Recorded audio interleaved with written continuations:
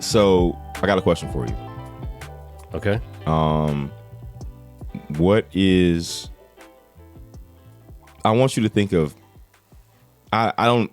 I know that there's a lot of layers to this, but if maybe the first few things that come to mind, and you can just pick a few of like when you have been like the most disappointed in your life. Like if you can just think back on like maybe there's some key things you think about. Like I mean, you felt like really let down, really devastated, like those defining moments of like those places and times experience, maybe from your parents, a friend, a job, your wife, whatever that looks like, where it was just like, okay, this was like mind-blowing disappointment. I was just wondering if you had any of those that come to mind, any of those type of experiences. Because I know you're a very positive person, and I know that a lot of times, like you've been in really good situations, and so like I don't.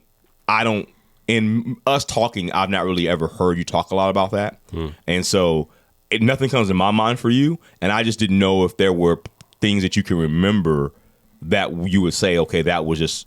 I was really devastated or disappointed by this situation. The only things that really come to mind are from leading a church. Okay. You know, there was one particular instance. There again, when I became pastor of this church that we now pastor together, it was back in 2003, May of 2003, 20 years ago. And mostly senior adult church, didn't really want to change, about 60 people. And so as somebody who saw a bigger idea, a bigger vision, bigger future for the church, I was always pushing against the status quo. And obviously that's going to ruffle some feathers. I was trying to do it in a loving way. And there was one of the guys that was kind of a champion of mine, and he was in my corner. Vocally supportive of me and my ministry in that season. And I felt like he was somebody that I could confide in and trust in, and that he was going to be somebody that could help me move the dial. And this is very rarely happened to me, but I was in the middle of all that season. I was asleep one night, and in the middle of the night, it was basically like a dream. I think it was a message from God. I know that sounds weird. That sounds odd. I can't explain it any other way. I was awakened. Like I literally woke up in like a cold sweat with this vision that this guy was going to betray me. And it was like a warning. It was like an alarm bell. It's like warning that this guy was going to betray me. And it took me forever to get back to sleep. Sure enough, within a couple of weeks, this guy was betraying me, going behind my back. And so I was like, he totally turned on me. And I was devastated because I felt like, okay, here I am trying to do some really difficult things, and I need some allies. I need some advocates. And I thought that this guy was one of those people. And yet he was really intently trying to disrupt what I was trying to do. And it just came to a head. There was another situation not long after that. One of the other leaders of the church on the leadership board, he and I had lunch. I was talking about, trying to push the church to sell the property, relocate. That was a huge step forward, right? He and I had lunch. He was like, "Yeah, man, I feel like I think that's the thing to do. That's obviously we have a lot of financial resources if we can sell the property." He was all in. And then we walk into a meeting because he was going to help me with the other leaders on the board, convince them that that's what we needed to do. And we walk in, and I kind of gave the spiel, and then he does a 180 degree about face and totally shoots down the idea of selling the property. And that was another huge moment where I just realized, okay, maybe there are no allies. Maybe the only ally I have is my wife, and that these people just really, and I don't know what happened, and I confronted him a little bit later about it. And he's like, I just feel like the Lord told me one time. And so, I mean, what do you do with that?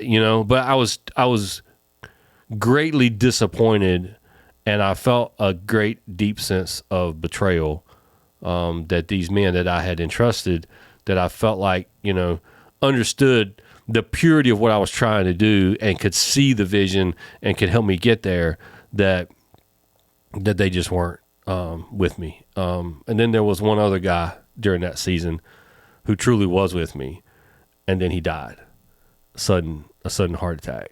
And I was so devastated in that moment, because this was somebody that I was, hand in hand doing ministry with, and he was somebody I loved, and he was somebody he was an older guy, but he was gracious and he was loving, and he truly wanted God to grow that church and to do great things.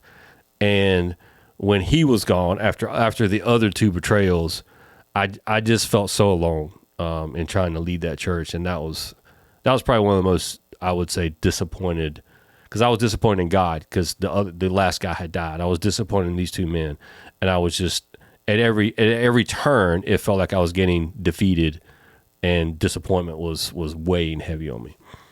So I'm going to share with mine. Okay. But that's exactly what I wanted to get to. Okay. Because I feel like at the end of the road of that disappointment, that's deep. If we're honest, we get to the point where I was disappointed in God. Yeah. And so that's where that was going. And so I'm glad that naturally went there, because I believe that like I said, at the end of deep disappointment, you turn when there's nothing left, and you end up being disappointed in God. And I want to get into that, but I'll share with you mine. I have a few. I've talked about it before. The first one I have is that my birthday is in November. So I was born in 1980.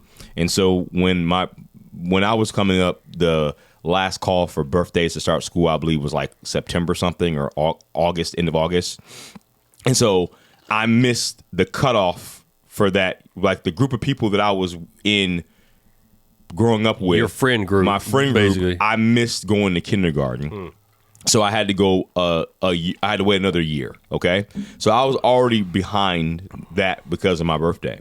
And so then I get to third grade, and I'm talking a lot, and the teachers, I know. Can Really? you believe that? I was talking a lot. Wow. Being who I am.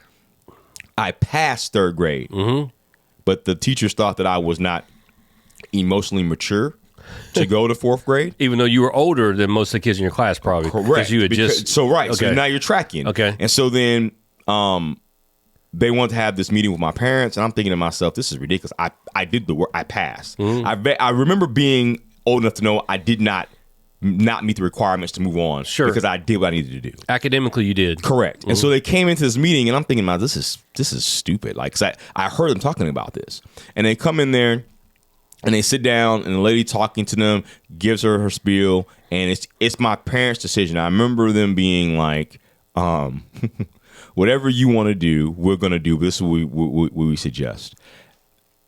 And I remember my father being like, well, I have my opinion, but your mom, what do you think? And I remember my mom saying that, yeah, I agree that we should hold him back.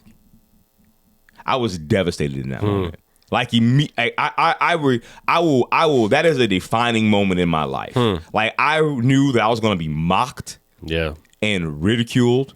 Like, I knew what that was going to look like. Like, I knew that my friends, when they saw me back in that, because I went to a small private school, so like we saw everybody. Like, elementary was in like one wing of the building, so like the second graders who were not going to be in third were the class before me, and now my class was in fourth. So they were going, why are you not in there? Like, the first day of school when I went in there, I knew what that was going to be. Right. Like, at that age, and I couldn't believe that my mom would do that. Like, why would you not? I felt like she didn't defend me. I feel like she didn't stick up for me. I feel like she didn't fight for me. Right. I felt like she just like, okay, yeah, whatever. And I was devastated. Fast forward to when I find out that I'm going to be a father at 16, and my father and mother have split up that summer.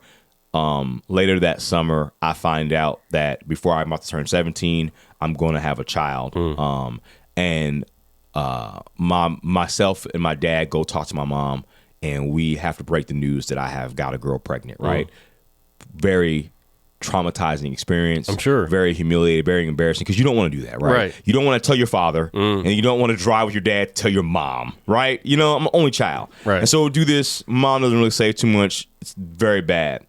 I try to come back the next couple of times. I want to talk to her, and I go knock on her door, see her car there. She doesn't open the door for me. go home. Come back another couple days, doesn't happen. Like this goes on for like a couple weeks. And I remember that I finally go over there and I see her, I said, Mom, I don't know if you knew I tried to come by. She's like, yeah, I did. I just didn't want to talk to you. I was like, I'm at my hardest point in my life. Right. And like, you didn't want to talk to me?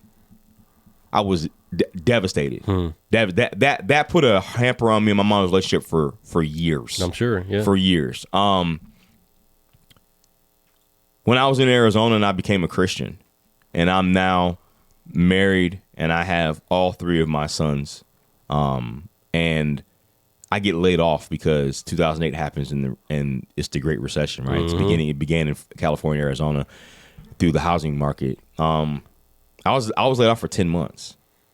Like, you don't think I prayed fervently to just get any job? Right. I mean, I couldn't get hired at McDonald's. Like, I mean, it wasn't anything. I would have raked grass. I would have shoveled rocks. Like, I just wanted to provide for my family. Something, yeah. And nothing happened.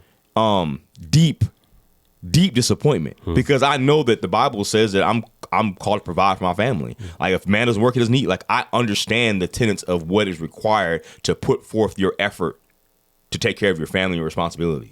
And devastating moment. Come back, get into the church 2013, 2014. A guy that I'm trusting, God like you, completely betrays the ministry, completely betrays the church, costs me my job. You know? Yep. Hard moments. There's many of them.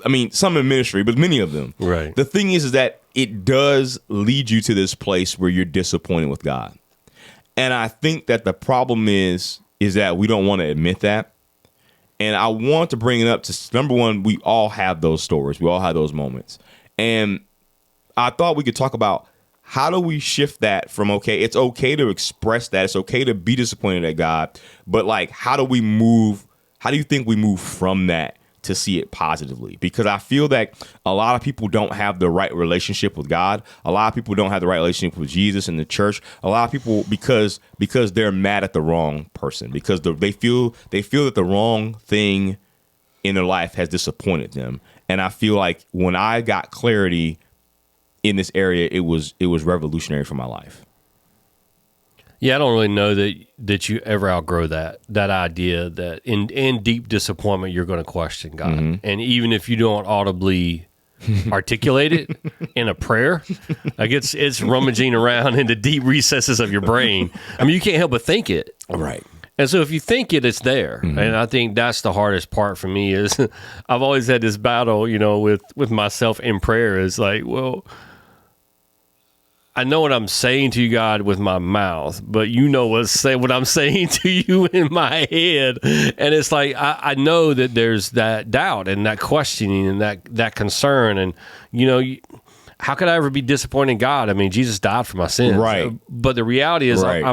I'm truly human. Yes. And because I believe in God so much, because I believe in God's power, then when I feel like he's not there, like it does create that sense of 100%. Well, why didn't you do something? 100%. I was disappointed that you didn't, just like I was disappointed in the leader who didn't stand with me in the meeting, right? Because he had the power to do it. Like he had the power to stand with me, and he had opportunity beforehand to not just blindside you, right? Like just tell me up front, I'm not going to do this. Right. I'm not with you on that. Exactly. Then I would have respected that tremendously. Exactly. Just tell me up front. And so I think when we recognize and acknowledge the power of God, the authority of God, the love of God, the mercy, the grace, all the things that put God in a position where he's leaning into our lives. He's pursuing us. We talk about there's no lie he won't tear, there's no wall he won't tear down. Like all the stuff that we talk about in God's pursuit of us. The prodigal son, the father running to the son.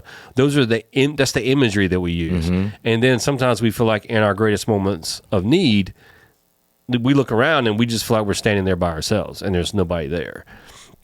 And so what I've tried to do over time is to reconcile, okay, well, what we talk a lot about this in parenting, like the short game versus the long game. And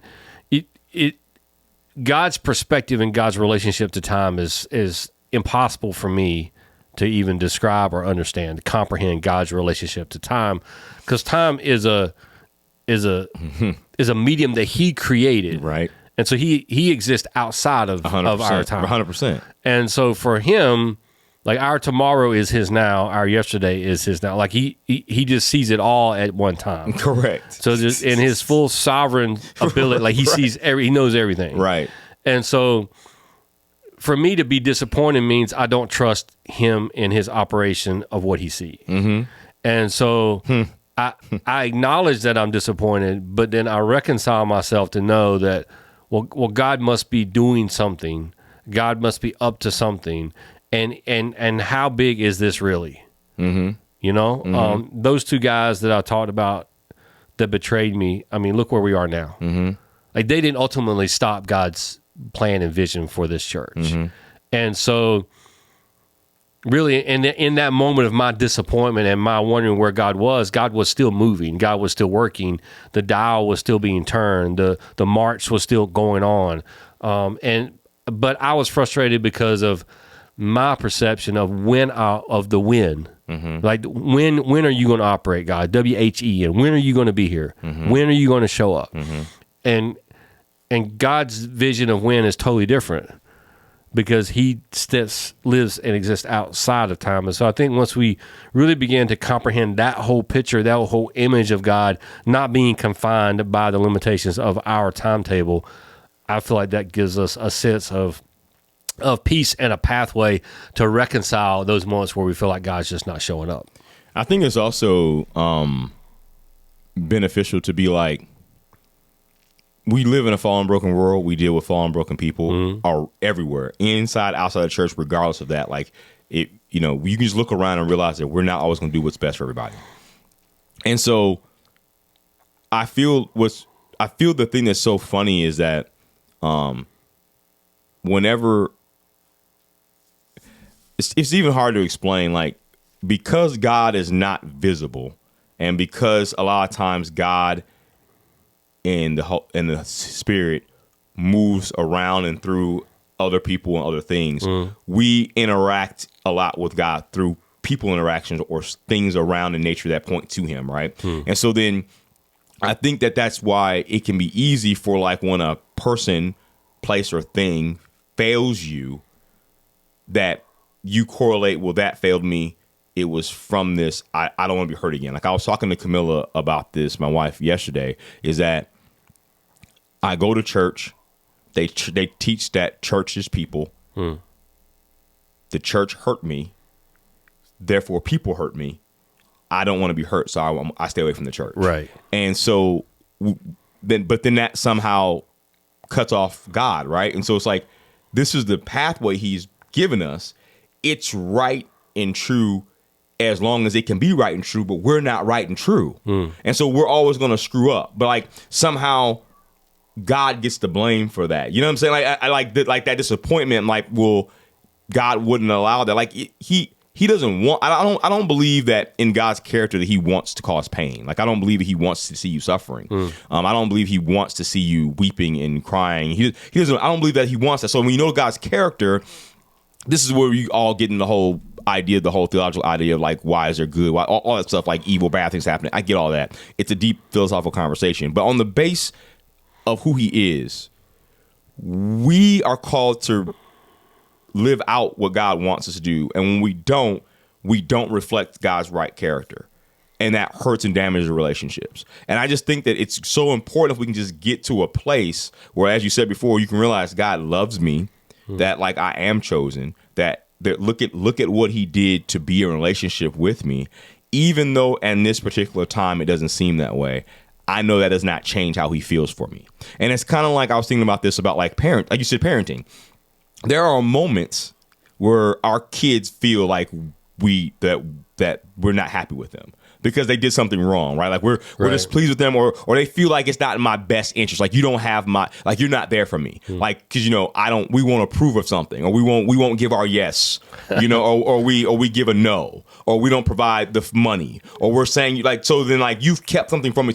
So our kids are disappointed in us, right? And as a parent, we know that we can't explain in great detail every reason why we say no, yes, or not no, or maybe, or don't give an answer. We know we can't. You have to believe that I have the overall good for you. And then our hope is in the long game, when they become older and they become mature, they can start to see that from a different perspective and then realize I totally get it now, right? And I feel like that's as you mature in your faith journey, is that I feel that that happens as well. Like that, yes, as you said, there's always gonna be times of doubt, because I feel that as you get closer to God, as you learn more about Him, you have a deeper spiritual well, you have a deeper leadership well, that He's going to call you into deeper waters. And so you're always going to be in new uncharted territory where if God does not show up, you do not think you're going to make it, right? Like He sometimes calls you to those places where like this, so it's still, so like you're still new. But I feel like you can still have a base in your faith to realize that if it doesn't work out, I'm not walking away from my faith in God. Because you can get to an understanding to realize God is still true regardless of the circumstance. Like for me, I'll give you an example. There was a time in my faith that I was in ministry, I was doing ministry, I was seeing God move, and I knew that God was working things out. And I knew that, and I've already gone through some things. Another hard season rose up, and I was just like, man, I felt that time that, man, if this falls apart, or if this happens, or if this is, I think I'm done with that. And I've explained that a few times, like before I'm done with that. And it's so funny now, because when you come back out of that and you grow, it changes my perspective on what that whole thing was. Like now, that looks so small now. Yeah. And like that, at one point, that felt like I'm done with it. I'm willing to. This is all. I'm all in. If this doesn't work, I'm done with this. He moves you through that a couple years through that, and then you look back. And now the perspective on that's like that. Why would that even, like that wouldn't even move the dial. But I was so close to throwing in the towel. And I just those type of wins and victories and just staying with God's, like His promises, His faithfulness, who His character is, that allows you when you feel by yourself to be able to say that I know that I'm not alone. I know that He is still working things out that I have no idea that's happened, because He's outside of space and time. That like, yes, this sucks. And also to think to your mind, he's not happy that I'm in the fire. Like he's not pleased that I'm going through this. He sees it, but there's a purpose for it. Like I feel like that mental shift changes the game. Like I didn't have that when I was younger. I didn't have that 4 years ago, 3 years ago. I didn't have that idea that to be like that. Yes, I'm disappointed. I'm hurting. This is not where I want it to be. This is not even what I think Scripture should be. This is not what I think anybody would want. But God's not taking pleasure.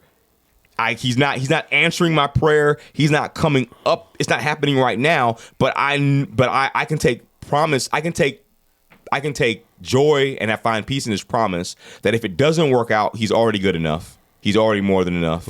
And that He's not happy that I'm in this situation. Because I think a lot of times we feel that He doesn't even care, or that he brought us someplace to fail. Like we start putting attributes that don't belong to God on Him, which I think helps lead us to our disappointment. And I think also, I hate the statement, everything happens in life for a purpose. You said you hate that statement? I hate that statement. Why do you hate that statement? Because people use it as an escape clause. Okay. Give me an example. They use it to cover up their own choices. They use it to cover up stuff. Okay, cool. I got you now. Everything happens for a purpose. Yes. Yeah. I think God can use everything that happens. Correct. I think that's a better way to say it. Yes. I don't think God is out here creating turmoil for us. 100%. 100%. And so I feel like that we got to be careful when we say everything happens for a purpose. Yes. What we're really saying is, well, God caused this. Correct. And so God's going to get me out of it. No, that's not the case. And that's not the 100%. Case. Yes, I hear you. Has any person who had human attributes ever been more disappointed than Jesus probably was in Judas? Oh gosh, that's a good point. And so, I mean, Judas comes in the garden and kisses it, like Jesus says, "Hey, do what you got, do what you got to do, bro." Oh, and so, I look back in those moments and I'm thinking, and Jesus is crying out, "Hey, take this cup from me." And God's silent. Like God didn't show up for him in that moment. He was silent. The Father was silent. But Jesus also said, "In this life you'll have trouble." Yes. But fear not, I've overcome. Yes. And I think that's the deep abiding truth that when we wrestle and we engage those doubts that we have about why ain't God showing up, we have to remember first thing we have to remember is how many times we failed God, how many times we've disappointed God, how many times we've been Judas. Amen. And so then we recognize, okay, well, then what right do I have to come with my hands on my hip, screaming at the heavens as to God, where are you? I hear you. Yes. And so that's number one. And number two is that anything that we face in this life is just simply temporary, and that God can redeem a situation or move us out of a situation, or give us some reconciliation from a bad situation and help us to see and know and learn more about Him in a bad situation. And so I think sometimes God is trying to teach us patience. I think sometimes God is trying to develop perseverance. I think God is wanting us to chase Him a little bit sometimes. And I think if everything's always going smoothly, we have no reason to look to the heavens, then typically humans won't look to the heavens because we'll just look in the mirror and we love what we see in the mirror, and we just give that image that we see in the mirror, we give that all the credit for everything being great. And then when things fall apart, we were like, okay, God, where are you? And God was like, I've been here the whole time. You just haven't been letting me help you and walk with you through this journey. And so I feel like understanding that this world is temporal, like it's tangible. Somebody had preached about entropy the other day, like it's all going to chaos. It's ultimately going to end in nothing. The sun's going to quit shining. I mean, it's gas. It's going to be all gone at some point. And so, but we have eternity. And so I think, is there an eternal perspective that can give you the peace that you need and understand really, okay, what right do I have to be disappointed in God when there's so many times God needed me to show up, but I didn't? I think what you said two things that I think are fascinating. I'm glad you took it there because I was saying it, but you made it very clear. Number one, that's usually what happens is you say stuff and then I actually make it clear for people. That's fine. See, everything works out for a purpose. God, shut your mouth. Shut your mouth. God brought me into your life. Okay. Number one. I'm your translator. I know. And let me clean up what Brandon was trying to say. Number one, yes, we make the mess a lot of times. Like, so I'm just saying, like, I think that was really good that you said that we make the mess and then we want to wave our hands and have God show up. Yeah. And then we want to get mad that He didn't clean up our mess. Like, and so like that's two. That's one. And I think that's very true. The second thing I loved you said is that we do really kind of come to those places where we come into maybe the desert season, or you can feel like, okay, I don't feel your presence or your movement. I'm crying out for you. And we get upset. We want to pout. And I love that you said that He wants to be pursued, right? And I think about this. I want to talk about this one over the first one. Like, I do think that people listening or watching should think about that a lot of times you are in the mess and you led to that place because of our own actions. Like we caused ourselves. Like I was reading in the book. It was recapping the story about Jonah, right? And like Jonah found himself in a storm. Okay. But the reason why Jonah was in a storm on a vessel that was about to be blown up in a sea is because he was not doing what God asked him to do. Right. His disobedience led him to a place where destruction was. And so like he made that decision. So a lot of times we're Jonah. Okay.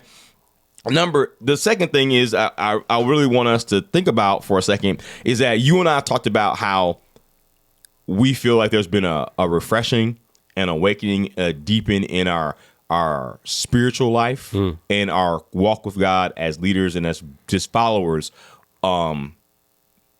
probably over the last 6-7 months, because it's been more than just this year. Kind of ended off 2022, yeah, and then kind of carried over.